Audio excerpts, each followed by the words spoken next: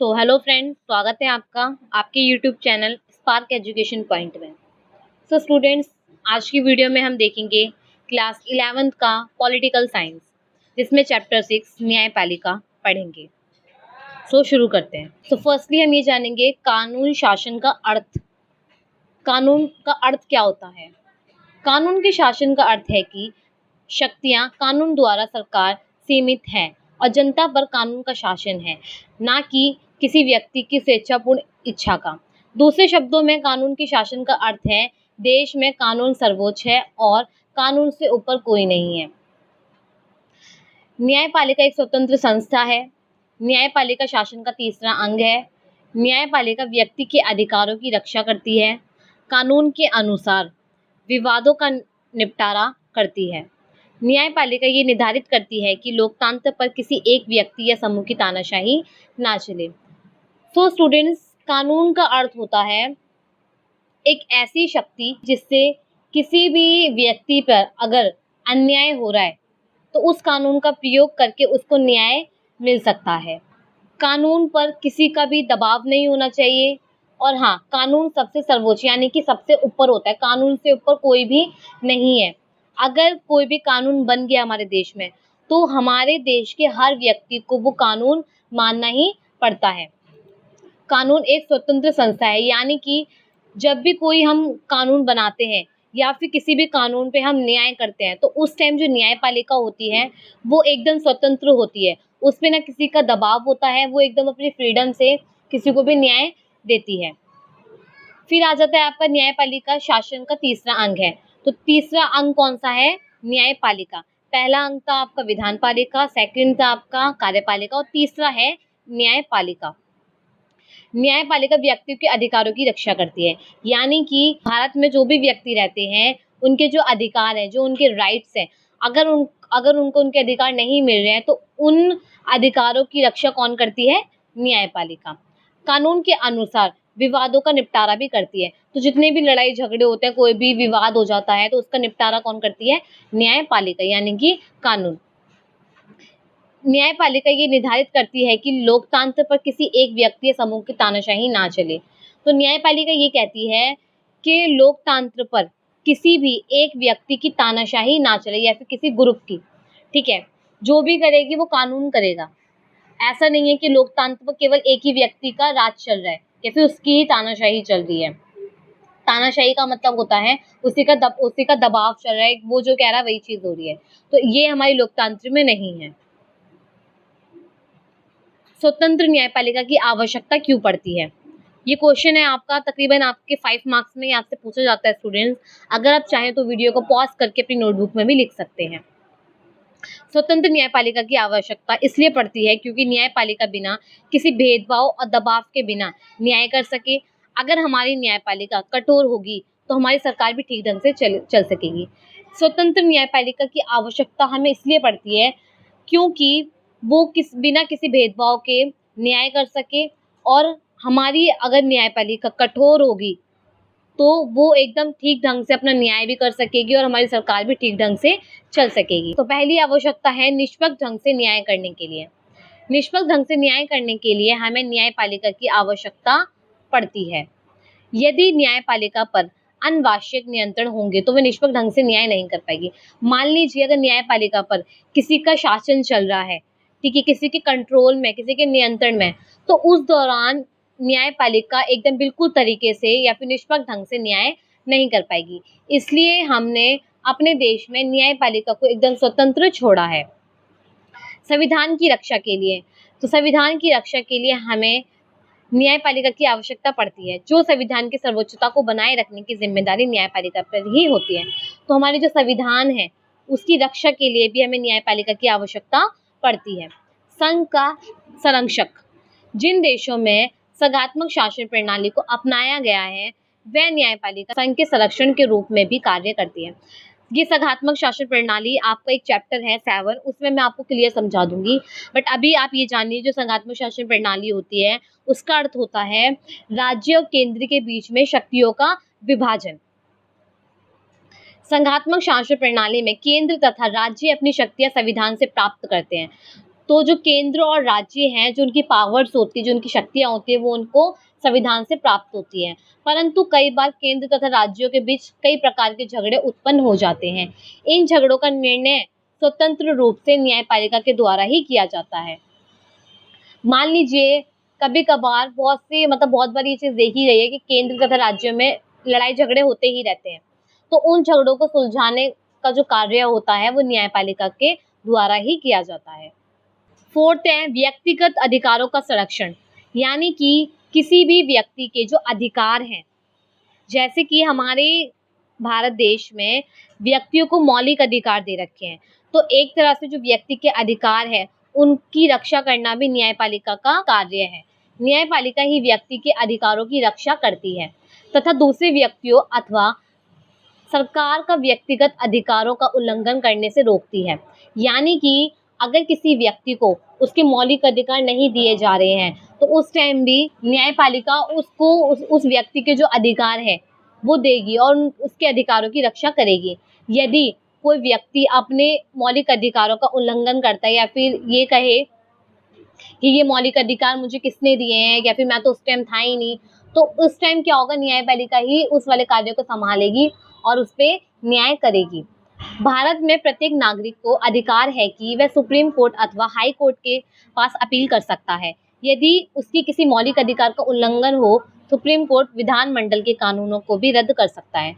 यानी कि अगर किसी व्यक्ति को उसके मौलिक अधिकार नहीं दे रहे हैं या फिर उसके मौलिक अधिकारों का उल्लंघन हो रहा है, तो उस टाइम वो व्यक्ति सुप्रीम कोर्ट में जाके अपनी अपील कर सकता है या फिर हाई कोर्ट में जाके भी अपनी अपील कर सकता है।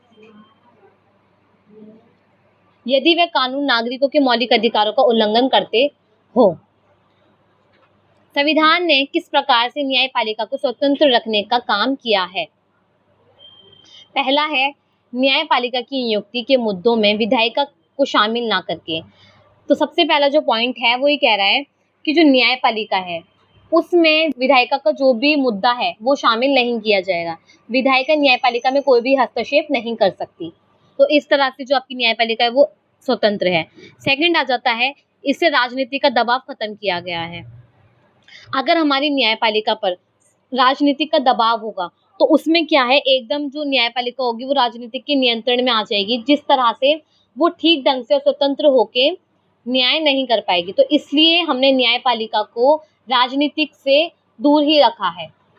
न्यायाधीशों यानी कि जज, न्यायाधीशों का कार्यकाल निर्धारित होता है, वह सेवावित्त होने तक पद पर बने रहते हैं। यानी कि जो न्यायाधीशों होते हैं, जो जज होते हैं, उनका भी कार्यकाल होता है और जब तक वो अपने पद पर रहते हैं जब तक वो सेवा कर सकते हैं। विशेष परिस्थिति में उन्हें हटाया जाता है। मान लीजिए अगर कोई जज ठीक ढंग से अपना कार्य नहीं कर रहा है तो उसको हटाया कैसे जाए, तो उसको हटाने के लिए उस टाइम महाभियोग द्वारा किसी भी न्यायाधीश को हटाया जा सकता है। कार्यकाल की सुरक्षा के कारण जज बिना किसी डर के काम कर सकता है। तो कार्यकाल की सुरक्षा के कारण जो जज है वो बिना किसी डर के काम कर सकता है। न्यायपालिका वित्तीय रूप से ना तो विधायिका पर निर्भर है ना ही कार्यपालिका पर। जो न्यायपालिका है वो वित्तीय यानी कि पैसों के लिए ना तो विधायिका पर निर्भर है और ना ही कार्यपालिका पर। न्यायाधीशों को वेतन के लिए विधायिका की स्वीकृति नहीं चाहिए। यानी कि जो जज को उसकी जो सैलरी दी जाती है वो उसके लिए हमें विधायिका की मंजूरी नहीं चाहिए। न्यायाधीशों के फैसलों की व्यक्तिगत आलोचना नहीं की जा सकती। यानी कि न्यायाधीश जो फैसले लेते हैं, जो उन्होंने न्याय कर दिया, तो कोई भी व्यक्ति उसकी आलोचना नहीं कर सकता। यदि कोई ऐसा करे तो उसे सजा भी दी जाती है। अगर कोई भी व्यक्ति न्यायाधीशों के फैसलों को या फिर उसकी आलोचना करता है या फिर उसे नहीं मानता है तो उस टाइम उसको सजा भी दी जाती है। न्यायाधीशों को पद से हटाने की प्रक्रिया, मान लीजिए अगर किसी जज को हमें उसके पद से हटाना है तो वो कैसे हटाया जाएगा, तो उसको हटाने के लिए सुप्रीम कोर्ट, हाई कोर्ट के जजों को हटाने की प्रक्रिया बहुत ही कठोर है। यानी कि इतनी इजी नहीं है, बहुत ही हार्ड है। तो जज के खिलाफ आरोप का संसद में खास बहुमत की मंजूरी जरूरी है। यानी कि जिस भी जज को आप हटा रहे हो तो उस जज के खिलाफ पहले तो आरोप होना चाहिए और संसद में उसे खास बहुमत की मंजूरी जरूरी है। मान लीजिए अगर किसी जज को हटाना है तो पहले आपको उसके लिए उसके खिलाफ आरोप ढूंढना पड़ेगा और उसको संसद में उसको सबसे ज़्यादा बहुमत मिलना चाहिए ताकि वो हट सके अपने पद से। जब तक संसद के सदस्यों की सहमति ना हो तब तक जज को नहीं हटाया जा सकता। यानी कि जब तक संसद की मंजूरी नहीं होगी तब तक न्यायाधीशों को पद से नहीं हटाया जा सकता। अब तक एक बार ऐसा मौका आया है जब किसी न्यायाधीश को हटाने का प्रस्ताव आया और संसद के कुल सदस्यों की संख्या का बहुमत प्राप्त नहीं हो पाया। यानी कि एक बार ऐसा मौका आया था जब न्यायाधीश को हटाने का प्रस्ताव आया, बट उस टाइम संसद के जो कुल सदस्य थे उसकी जो संख्या थी उसमें से उसको ज़्यादा बहुमत प्राप्त नहीं हुआ। तो ये 4 तरह के न्यायालय होते हैं। तो पहला होता है आपका सर्वोच्च न्यायालय, जो सबसे आपका ऊपर है, ठीक है, इससे ऊपर आपको कोई भी न्यायालय नहीं है। फिर आता है आपका उच्च न्यायालय, फिर जिला न्यायालय और अधीनस्थ न्यायालय। यानी सर्वोच्च न्यायालय जैसे कोई भी कानून आपका आ गया, ठीक है, तो वो चाहे तो वो सर्वोच्च न्यायालय में भी अपील कर सकता है। उच्च न्यायालय आपका हो गया हाई कोर्ट, ठीक है, जिला न्यायालय और अधीनस्थ न्यायालय, ये आपके 3 तरह के न्यायालय होते हैं। अब बात करें सर्वोच्च न्यायालय और उच्च न्यायालय में अंतर क्या है, यानी कि दोनों किस लिए काम किए जाते हैं। तो पहला है सर्वोच्च न्यायालय, यानी कि सुप्रीम कोर्ट। पहला है, इसके फैसले सभी अदालतों को मान्य होंगे। यानी कि जो भी सर्वोच्च न्यायालय ने फैसला दे दिया वो हर किसी को ही मानना होगा। ये हाई कोर्ट के जज का तबादला कर सकता है। यानी कि जो सुप्रीम कोर्ट है वो किसी भी हाई कोर्ट का जो जज है उसका तबादला भी कर सकता है। ये किसी भी अदालत के मुकदमे को अपने पास बुला सकता है। यानी कि चाहे वो मुकदमा उच्च न्यायालय का हो या फिर जिला न्यायालय का हो या अधीनस्थ न्यायालय का हो, तो सर्वोच्च न्यायालय चाहे तो वो किसी भी मुकदमे को अपने पास बुला सकता है। एक हाई कोर्ट में चल रहे मुकदमे को दूसरे हाई कोर्ट में भी भिजवा सकता है। यानी कि अगर एक हाई कोर्ट में जो मुकदमा चल रहा है, उच्च न्यायालय में जो मुकदमा चल रहा है, तो सुप्रीम कोर्ट चाहे तो या फिर सर्वोच्च न्यायालय चाहे तो उसको दूसरे हाई कोर्ट में भी भेज सकता है। फिर आ जाता है आपका उच्च न्यायालय। उच्च न्यायालय निचली अदालत के फैसलों पर की गई अपील की सुनवाई कर सकता है। मौलिक अधिकारों को बचाने के लिए लेख जारी किए जाते हैं। लेख मीन्स होती है रिट। हमारे संविधान में 5 रिट जारी की गई हैं। वो आप जब आप आगे पढ़ोगे मैं आपको बताऊंगी 5 रिट कौन कौन सी थी। राज्य के क्षेत्र अधिकार में आने वाले मुकदमे का निपटारा कर सकते हैं। यानी कि अगर राज्य में कोई भी मुकदमा चल रहा है तो उस पे भी उच्च न्यायालय निपटारा कर सकती है। अपने नीचे की अदालत को नियंत्रण करती है। यानी कि उच्च न्यायालय से जो नीचे वाले न्यायालय होते हैं जैसे कि जिला न्यायालय, अधीनस्थ न्यायालय, तो उस पे किसका कंट्रोल होता है, उच्च न्यायालय का। तो ये आपने पढ़े दोनों। अब बात करें जिला अदालत। जिला के दायरे मुकदमे पर सुनवाई, निचली अदालत के फैसले पर की गई सुनवाई, अपील पर सुनवाई करना, गंभीर आपराधिक मामलों पर फैसला देना। 2 तरह इसमें जिला अदालत में स्टूडेंट्स 2 तरह के मुकदमे होते हैं, ठीक है, 2 तरह के मुकदमे होते हैं। पहला होता है आपका दीवानी मुकदमा। दीवानी मुकदमा जिसमें आपके आ जाते हैं जैसे संपत्ति से लेन देन, ठीक है, जैसे मकान मालिक का किराया पर वाद विवाद, इस तरह से। अगर किसी फैमिली में संपत्ति को लेके झगड़ा हो रहा है तो आप दीवानी मुकदमा भी चला सकते हैं, उस पर जिला अदालत में जा सकते हैं। और मान लीजिए अगर कोई मकान मालिक किराए को लेके वाद विवाद कर रहा है तो उस टाइम भी आप जिला अदालत में जा सकते हैं। फिर सेकंड आता है आपका फौजदारी मुकदमा, जैसे कि कहीं हत्या हो गई, कहीं बलात्कार हो गया, कहीं धोखाधड़ी हो गई, कहीं मारपीट या फिर डकैती चोरी, तो उस टाइम अगर कहीं हत्या हो रही है फिर कहीं बलात्कार हो रहा है तो उस टाइम कौन सा मुकदमा चलता है आपका, फौजदारी। तो इस मुकदमे को सुलझाने के लिए भी, इसका निपटारा करने के लिए आप जिला अदालत में अपील कर सकते हैं। फिर आ जाता है आपका सर्वोच्च न्यायालय के क्षेत्र अधिकार तथा कार्य। यानी कि सर्वोच्च न्यायालय के क्षेत्र अधिकार और उसके कार्य बताएं। तकरीबन स्टूडेंट्स ये आपका 5 से 6 मार्क्स में आपसे पूछा जा सकता है। अगर आप चाहें तो इसको पॉज करके अपनी नोटबुक में लिख सकते हैं। सर्वोच्च न्यायालय भारत का सबसे बड़ा और अंतिम न्यायालय है। यानी कि सर्वोच्च न्यायालय भारत का सबसे बड़ा और अंतिम न्यायालय है, ओके। और उसके अधिकार तथा शक्ति बड़ी व्यापक है। इसकी शक्ति और कार्यों को कई श्रेणियों में बांटा जा सकता है जो कि निम्नलिखित है। यानी कि सर्वोच्च न्यायालय सबसे बड़ा न्यायालय है। इसका फैसला कोई भी नहीं बदल सकता और ना ही इसके फैसले का कोई भी आलोचना कर सकता। तो इसमें इस सर्वोच्च न्यायालय को स्टूडेंट बहुत सी जो श्रेणियां हैं, इसकी जो शक्तियां और कार्य बहुत सी श्रेणियों में बांटा गया है। जो आपको मैं अभी पढ़ के बताऊंगी। तो पहला है प्रारंभिक क्षेत्राधिकार। भारतीय सर्वोच्च न्यायालय को कुछ मुकदमे में प्रारंभिक क्षेत्राधिकार प्राप्त है, अर्थात कुछ मुकदमे ऐसे हैं जो सर्वोच्च न्यायालय में सीधे ले जा सकते हैं, उन्हें इससे पहले किसी अन्य न्यायालय में ले जाने की आवश्यकता नहीं है। यानी कि कुछ मुकदमे ऐसे होते हैं जिसको आप डायरेक्ट सर्वोच्च न्यायालय में पेश कर सकते हैं। जरूरी नहीं है आप उसको उच्च न्यायालय या फिर जिला न्यायालय में ही पेश करें, आप डायरेक्ट चाहें तो सर्वोच्च न्यायालय में भी उसको पेश कर सकते हैं। निम्नलिखित मुकदमे सीधे सर्वोच्च न्यायालय में ले जाया जा सकता है, जैसे कि भारत सरकार और एक या अधिक राज्यों के बीच झगड़े। जैसे कि मान लीजिए अगर किसी सरकार या फिर एक या अधिक राज्यों के बीच झगड़े हो रहे हैं, तो उस झगड़े को सुलझाने के लिए सर्वोच्च न्यायालय में अपील कर सकते हैं। फिर आ जाता है भारत सरकार राज्य एक तरफ हो, एक राज्य और कुछ राज्य दूसरी तरफ, यानी कि बहुत से राज्य एक तरफ है और बहुत से राज्य एक तरफ है, यानी कि ग्रुप बना दिए। तो उस टाइम भी क्या होगा, सर्वोच्च न्यायालय उस पर न्याय करेगी या फिर उनके जो झगड़े हैं उनको निपटारा उनका करेगी।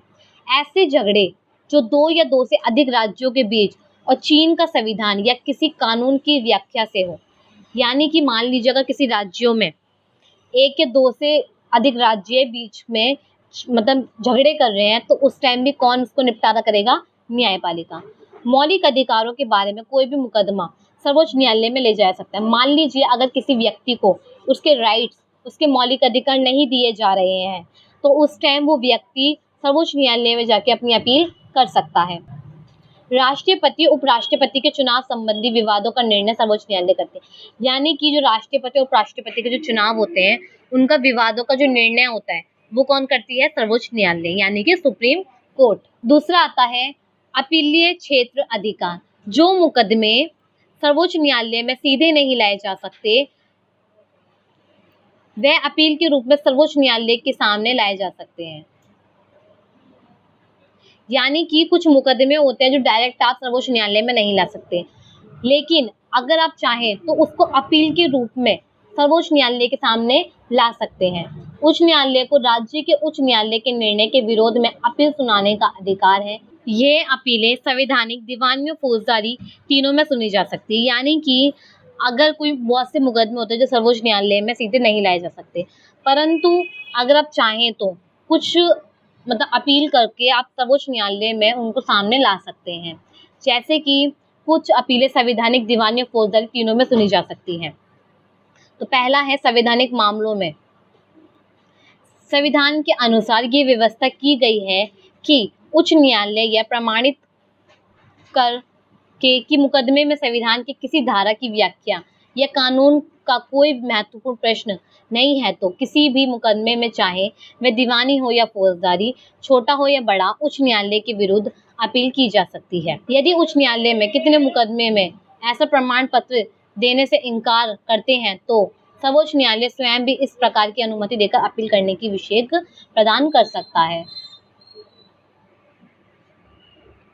मान लीजिए अगर कोई भी संवैधानिक मामला आ जाता है, ठीक है, जैसे चाहे वो दीवानी का या फिर फौजदारी हो या फिर छोटा हो बड़ा, तो उसमें आप उच्च न्यायालय के विरुद्ध भी अपील, अगर मान लीजिए उच्च न्यायालय उस पर कार्य नहीं कर रहे हैं, तो आप चाहें तो उस पर उच्च न्यायालय के विरुद्ध भी अपील कर सकते हैं। दीवानी मुकदमे में अपील। संविधान के द्वारा मामलों में सर्वोच्च न्यायालय द्वारा अपीलें सुने जाने की व्यवस्था है।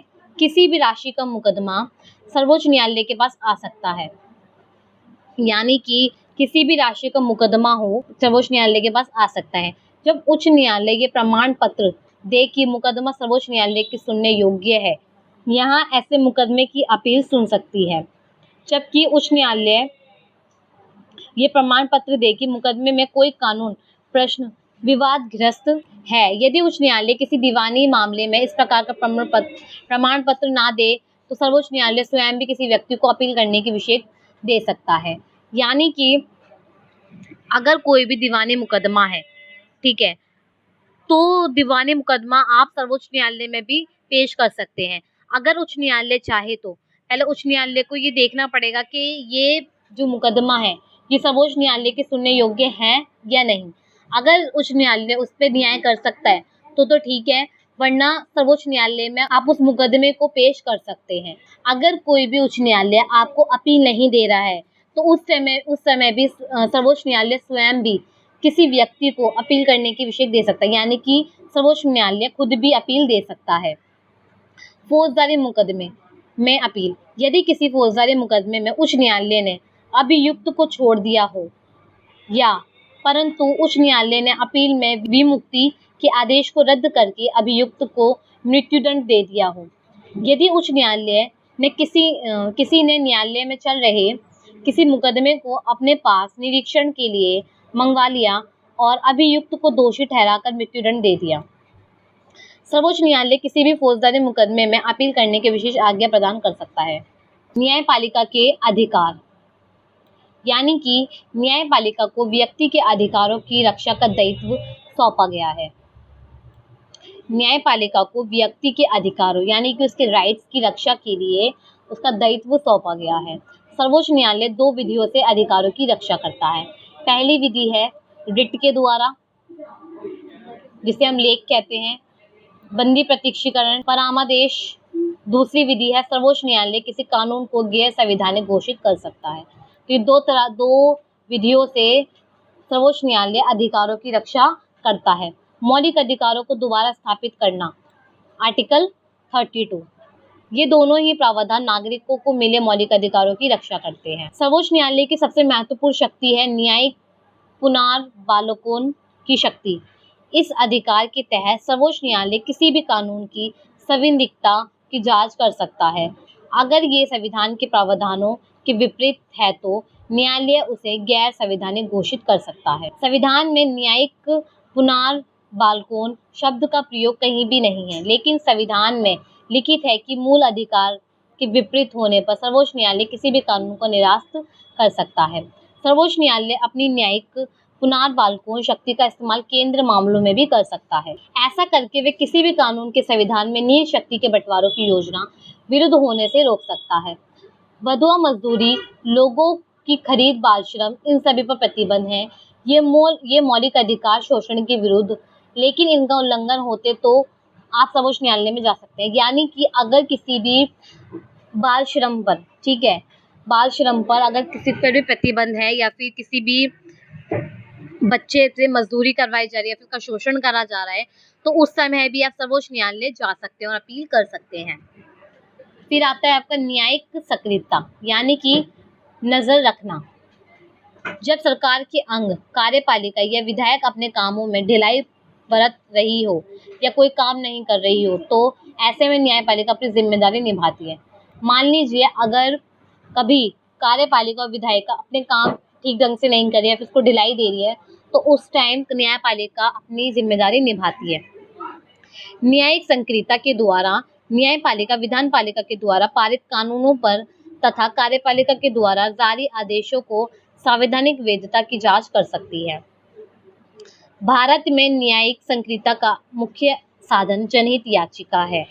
जनहित याचिका भारतीय कानून में सार्वजनिक हित की रक्षा के लिए मुकदमे का प्रावधान है।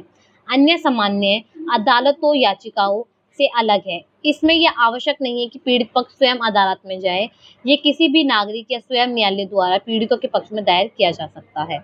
जनहित याचिका का अर्थ होता है यदि किसी व्यक्ति के सार्वजनिक हित की रक्षा उसके मुकदमे का प्रावधान, अगर मान लीजिए अगर किसी व्यक्ति से उसके जो अधिकार है, उसके राइट्स की रक्षा के लिए अगर उसको सर्वोच्च न्यायालय जाना है, ठीक है, या फिर अदालत जाना है, तो ज़रूरी नहीं है जो पीड़ित पक्ष है वो स्वयं ही जाए। अगर वो चाहे तो वो किसी भी नागरिक या स्वयं न्यायालय द्वारा पीड़ितों के पक्ष में दायर कर सकते हैं। यानी कि जो पीड़ित व्यक्ति है वो चाहे तो अपने किसी भी पक्ष को, ठीक है, अपने किसी भी पक्ष किसी भी पीड़ित को अदालत में पेश कर सकता है। जनहित याचिका का अर्थ होता है किसी भी सार्वजनिक हित की रक्षा, ठीक है, यानी कि अगर किसी भी व्यक्ति के अधिकारों की उल्लंघन या फिर उसका अधिकार नहीं दिए जा रहे, तो उस टाइम जो पीड़ित पक्ष है वो स्वयं अदालत ना जाकर किसी भी नागरिक या स्वयं न्यायालय द्वारा पीड़ितों के पक्ष में दायर किया जा सकता है। तो स्टूडेंट्स, अगर आपको मेरा ये वीडियो पसंद आया हो तो वीडियो को do like, share and comment करें, और अगर आप मेरे चैनल पे नए हैं तो चैनल को सब्सक्राइब करें एंड बेल आइकन को बजाना ना भूलें।